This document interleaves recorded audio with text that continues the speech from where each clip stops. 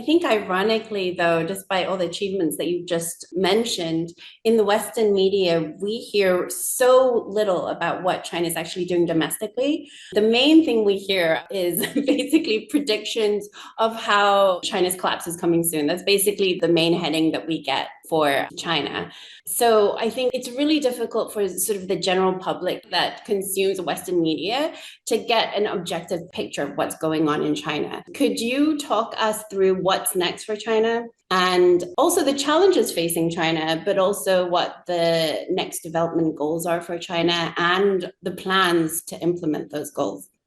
Well, we talked about all those so-called theories about the imminent collapse of China. I've been reading about these theories for the past 40 years or so. So in a sense, I think the collapse of China theory has really completely collapsed because China is not collapsing. China is not peaking in terms of its economic development. And I would say the robust economic growth in China will continue not only for the coming years and decades, probably for another 100 years or so. And our goal in China has been achieved again and again because I used to be an interpreter for Deng Xiaoping. At the end of the 1970s and beginning of the 1980s, Deng Xiaoping kept saying, we quadrupling the size of the Chinese economy by the end of the 20th century. China more than quadrupled the size of its economy. And Deng Xiaoping mentioned that in the first quartile of the 21st century, China need to achieve a level of what he called small comfort. And when he was asked by a prime minister from Japan, what did he mean by small comfort? For example, he said on a per capita basis, it's 1,000 US dollar per Chinese person.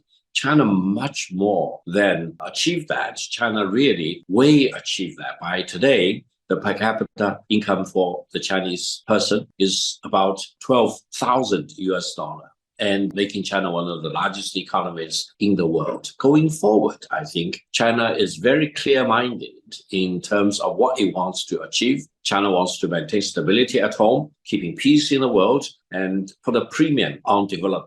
While some people in the United States blame that China has made all these economic achievements by ripping off the United States or even raping the United States or forcing the US companies to relocate to China, allow me to emphasize one point. No single company from the United States or anywhere in the world relocated part or much of their manufacturing capacities to China at China's gunpoint because they wanted to come to China because of the huge market potential and also a very hardworking workforce, highly disciplined, and also the very pro-business environment in terms of the policies and overall situation and connectivity in the more recent years. So I think China is well positioned to really scale up further into the upper reaches of the industrialization and modernization in the world. China wants to transform itself from the workshop of the world into the designing center of the world, from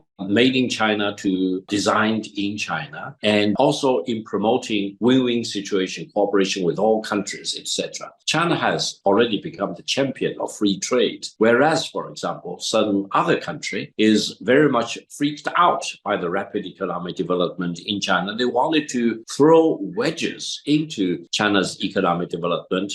They not only talk about the imminent collapse of China, and since they've been talking about that for decades, and China still stands very firmly and doing very well in terms of its economic development, those who want to believe in such China collapse theories are fooling themselves. So I think going forward, several things stand out. One is that China will continue to be a fierce defender of free trade and free market, and also encourage cooperation with the rest of the world.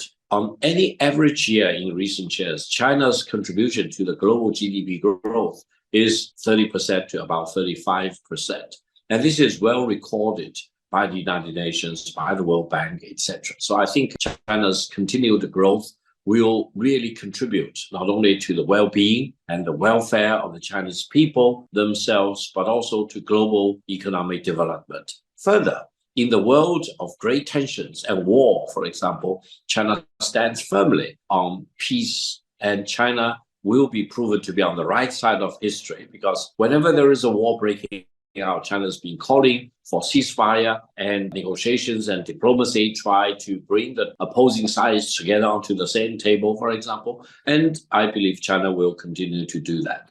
Another point, very important, is that I think China made huge achievement by building up domestic connectivity of all kinds, means highways, railways, high-speed railways, financial connectivity, telecommunication connectivity, internet, cyber connectivity of all kinds. And from the Chinese perspective, when we look outside of China, there are many regions in the world which are not very well connected. So China is really committed to helping many countries in the world, including mostly Africa, Latin America, ASEAN region, and wherever in the world where the local governments and the people would welcome Chinese investments, to help them to build up connectivity of all kinds. Because one philosophical breakthrough from the Chinese experience is that if you really want to build up your prosperity, build a road first. You need to be connected with the rest of the world. And such high quality connectivity projects really contribute to better understanding among the people and enabling countries in different parts of the world to participate in globalization. Some people in the world are now becoming hostile against globalization, but I think we are living in the same world, and globalization is a megatrend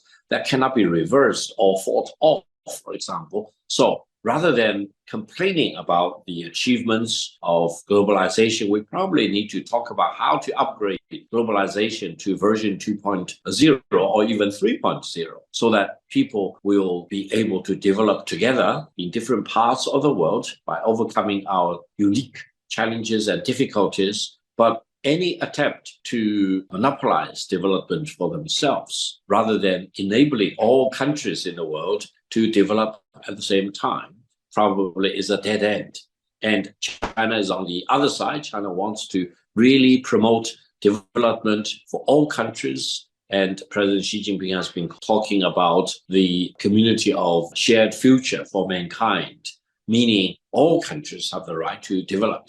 So I think by the middle of this century, that is about another 25 years or so later, China probably will be one of the most developed countries in the world, but still committed to maintaining peace, keeping peace in the world, maintaining domestic stability, and put a premium on science and technology. And by then, I hope the world will be better off and mankind as a whole will be much more better off because we are already in a multipolar world, and going forward, 25 years from now and beyond, the world will be more balanced and no single country will be allowed to dominate the rest of the world or try to impose its version of the truth onto other countries.